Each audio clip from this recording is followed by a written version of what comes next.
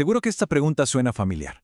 Se ve en memes, en redes sociales, a veces hasta en conversaciones familiares. ¿La iglesia solo quiere el dinero de la gente? Uf, es una frase fuerte, cargada de cinismo, pero que de verdad vale la pena explorar con datos en la mano. Bueno, aquí vamos a ir directo al grano, sin rodeos. Vamos a analizar los datos, los mitos y la realidad que hay detrás de esa canasta de la colecta para ver qué hay de cierto en todo esto. Así que, empecemos. Y a ver, hay que reconocerlo. Estas ideas están por todos lados. Son el punto de partida de este análisis. Mucha gente cree firmemente en esto. Pero la pregunta es, ¿estas afirmaciones soportan un análisis un poquito más detallado? Vamos a ver. Muy bien. Para empezar, vamos a tocar el que quizás sea el mayor malentendido de todos. Hablemos del concepto del diezmo y cómo se aplica, o mejor dicho, cómo no se aplica en la Iglesia Católica. Porque aquí empieza todo.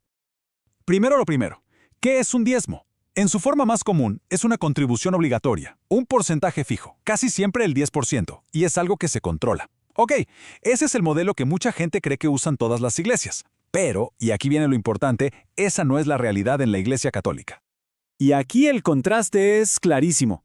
Por un lado está el mito, un diezmo obligatorio controlado casi como un impuesto. Por otro lado, la realidad en la Iglesia Católica, una colecta que es 100% voluntaria, es anónima y no tiene un monto fijo. O sea, nadie es excluido por no dar. El resumen es simple. La fe no está condicionada por el dinero. Punto. Ok, entonces, si la colecta es voluntaria, la pregunta es obvia. ¿Para qué se usan esos fondos? ¿A dónde va realmente el dinero que se junta en las parroquias? Es una pregunta clave. Y bueno, este gráfico lo deja bastante claro. La mayor parte de los fondos no se queda en la iglesia, como se podría pensar. Al contrario, se dirige hacia afuera para financiar lo que es, de hecho, una de las redes de ayuda social y educativa más grandes de todo el mundo. Ahora, si bajamos a nivel local, a la parroquia del barrio, el dinero se va a encubrir gastos que son, esenciales.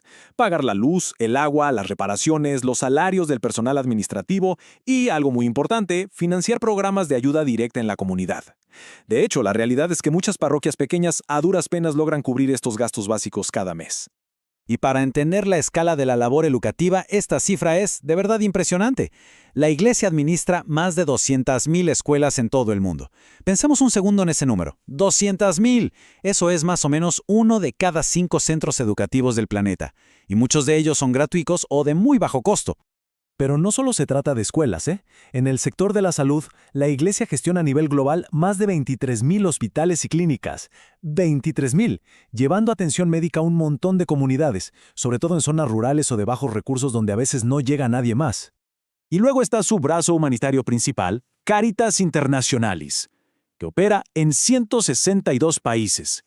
Esto significa un alcance global, masivo. Llevan ayuda humanitaria, desde comida hasta refugio, a millones de personas cada año, justo en medio de crisis, pobreza y desastres naturales. Bien, ya vimos a dónde va el dinero en general, pero ¿qué pasa con las personas que lo administran en el día a día? Esto nos lleva a otro de los grandes mitos, la idea de que los sacerdotes son ricos. ¿Qué dicen los datos reales sobre sus ingresos? La respuesta puede que sorprenda a más de uno. Esta tabla es súper reveladora. Los estipendios de los sacerdotes, lo que reciben para vivir, son modestos. Y ojo, varían muchísimo según la región. En países de altos ingresos suelen estar al nivel del salario mínimo, o a veces incluso por debajo. Y ya en América Latina y otras regiones, viven con mucho menos. Es una austeridad que choca de frente con esa imagen de riqueza que a veces se tiene. Entonces, el punto crucial es este. Ser sacerdote no es, para nada, un camino a la riqueza. Reciben un estipendio básico para sus necesidades personales, no un sueldo para acumular. El dinero de la parroquia no es para ellos, se reinvierte en la comunidad. Así de simple. Claro, este análisis no estaría completo si no tocáramos los temas más espinosos, ¿no? Los que de verdad alimentan la percepción pública, la famosa riqueza del Vaticano y, por supuesto, los escándalos financieros que a veces salen a la luz. Y con eso llegamos al Vaticano. Ah, el Vaticano. La imagen que a todos nos viene a la mente. Tesoros, oro, un poder económico inmenso. Pero, a ver, ¿qué tipo de riqueza es esta en realidad? La riqueza del Vaticano consiste, principalmente, en arte y arquitectura, que son patrimonio de la humanidad. Pensemos en esto un momento. no se puede vender la Basílica de San Pedro para pagar la factura de la luz. Imposible. Son tesoros culturales, no es dinero en el banco. De hecho, si uno mira los informes financieros del Vaticano, han mostrado pérdidas en los últimos años.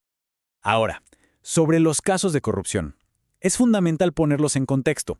Sin duda existen, y son muy graves, eso no se niega.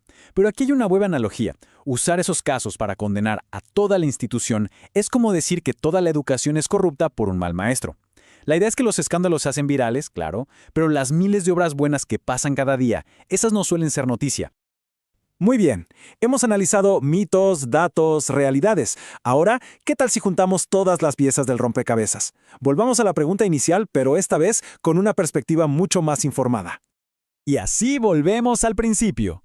Después de ver que no hay un diezmo obligatorio, que la mayor parte del dinero se va a obras sociales y que los sacerdotes viven con modestia, ¿cuál es entonces la respuesta a esa pregunta inicial?